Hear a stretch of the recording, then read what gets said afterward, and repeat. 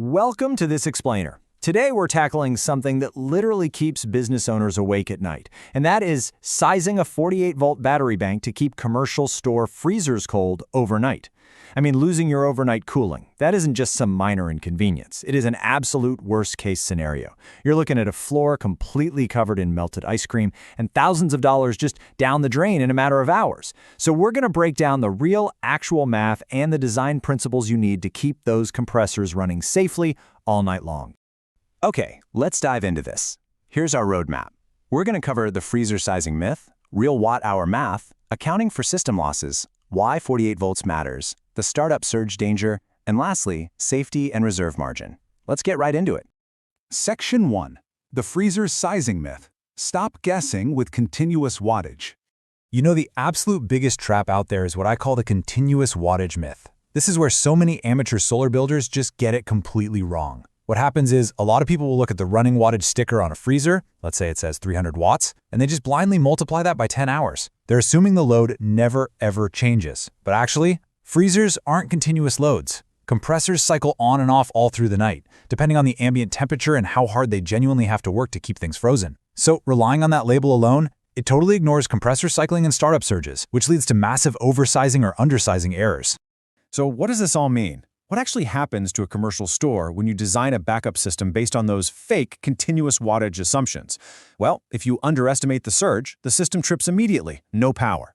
If you guess the running watts without accounting for real-world cycling, your battery just completely taps out at maybe 3 a.m. The consequence? You wake up to a chorus of screaming inverter alarms in the pitch dark, completely ruined product, and a huge financial loss the second the sun comes up. Moving to Section 2, real watt-hour math. Using measurement-driven calculations. So, the crucial point is this. Because that compressor cycles on and off, we actually don't care about a static wattage number. What we really care about is watt-hours. That's the total average energy consumed over time. You calculate your watt-hours by multiplying the average running watts by the operating hours, and doing that reveals the actual true overnight energy footprint of your freezers. Once we know that raw energy footprint, we have to translate it into battery language, right? And that means amp hours. Amp hours dictate the actual physical battery capacity you need to go out and buy. You calculate this just by taking your total watt hours and dividing them by the battery voltage. It's the exact mathematical bridge between the energy your freezer demands and the physical storage you actually require. But how do you get that highly accurate watt-hour number in the first place? Well, it's simple, really. You must measure the actual energy consumption using a watt meter over several hours. Do not guess. Seriously, do not rely on that sticker. Plugging the freezer into a meter overnight gives you the factual, real-world profile of that specific appliance. Actual measurement beats guessing in the appliance label every single time, for sure. All right, Section 3, accounting for system losses, the hidden drain on your battery bank. You see, you can't just size your battery exactly to your freezer load. Why? Because your system hides several of these quiet little energy drains. First off, you've got inverter conversion losses, as DC power is flipped over to AC. Then there's wiring resistance, which is literally energy lost as heat traveling through your cables. You also have to factor in battery discharge inefficiency, and finally, the continuous inverter idle draw. A large inverter consumes power just to stay awake, even when the freezer compressor is totally cycled off. This standby draw silently eats away at your battery bank all night long. Now, what's really interesting about this slide is where the math gets genuinely surprising. Look at the number 4,705. Let's say your measured freezer load requires exactly 4,000 watt-hours overnight. If your system has an average efficiency of, say, 85%, you don't just need a 4,000 watt-hour battery. To correct for those hidden losses, you have to divide 4,000 by 0.85. That means you actually require 4,705 watt-hours of battery capacity just to safely deliver the 4,000 watt-hours your freezers need. Ignore this correction and you will absolutely run out of power. Section 4. Why 48 volts matters. Lower current, higher safety. And this brilliantly illustrates why 12-volt systems just fail for large commercial refrigeration. To pull a 2,000-watt load on a 12-volt system, you are dragging a massive, punishing 160 amps out of your batteries. That is a brutal amount of current. But on a 48-volt system, to power that exact same 2,000-watt load, you're only drawing a highly manageable 41.7 amps. The math doesn't lie. Stepping up the voltage drastically drops the current. That dramatic drop in current kicks off this rapid-fire chain of advantages.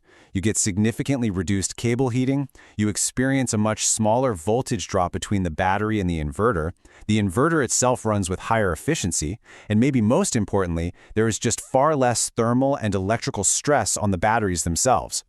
Next is Section 5, the startup surge danger. Why compressors kill undersized inverters. Okay, so while a freezer might normally only run at a few hundred watts, its compressor can draw several times that running current for just a brief moment during startup. If your inverter's surge rating is too low to handle that sudden spike, you get this dangerous cascade of failures. The compressor simply fails to start. The inverter trips straight into overload protection. Your battery voltage sags dramatically, and if you have weak batteries or a sensitive battery management system, it'll trigger an immediate total system shutdown. It is also super vital to understand your specific battery chemistry here. Traditional lead-acid suffers aggressive voltage sag and rapid sulfation under these heavy, deep discharge surges. Now, lithium iron phosphate handles deep cycling a lot better and holds its voltage steady, but there's a major catch. If the surge hits the limit of its internal battery management system, it will simply trip.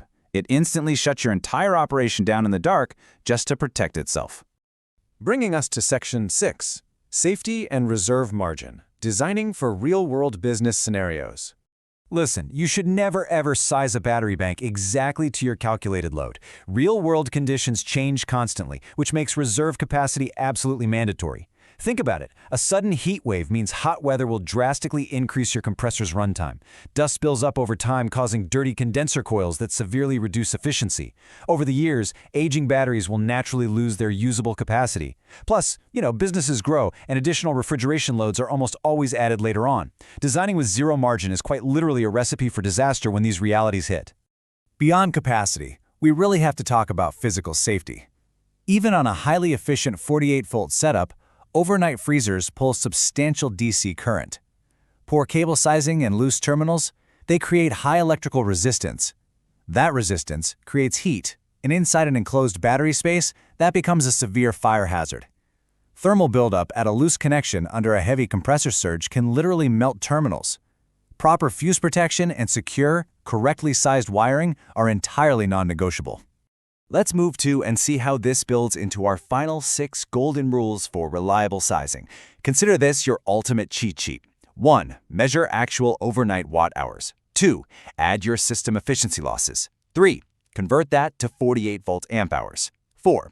Size the inverter for the startup surge. 5. Add a healthy reserve margin. And 6. Design safe wiring. Skip even one of these steps and your entire system is completely vulnerable. Which really brings us to the core philosophy of everything we've discussed in this explainer today. The goal is not just keeping the inverter on. The goal is keeping the compressors running safely all night long. Proper sizing is all about stability, managing those hidden surges, and ultimate reliability. If this explainer helped clarify the complex reality of overnight commercial battery sizing for you, be sure to check out more from Solar Circuit 360 for practical, measurement-driven design. But before we wrap up, I've got a question for your own setups. What is the largest freezer load you've ever tried to run off-grid overnight? And did your system actually survive the startup surge? Think about the battery chemistry you used and whether you really had the right inverter headroom. Let that guide your next build. Thanks so much for joining me on this explainer, and I'll catch you in the next one.